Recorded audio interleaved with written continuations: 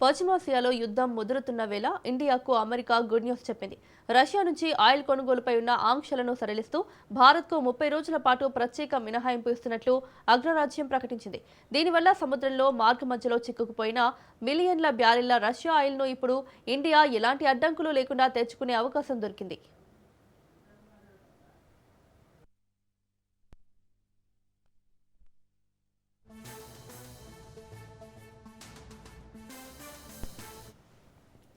Israel, Iran, America మధ్య భీకర యుద్ధం జరుగుతుండటంతో మిడిల్ ఈస్ట్ నుంచి వచ్చే ఆయిల్ సప్లై చైన్ దారుణంగా దెబ్బతింది.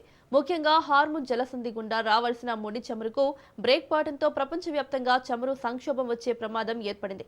మన దేశానికి అవసరమైన ఆయిల్లో దాదాపు 40% అక్కడి నుంచే వస్తుండటంతో ఈ పరిణామం ఇండియాకు అతిపెద్ద తలనొప్పిగా మారింది.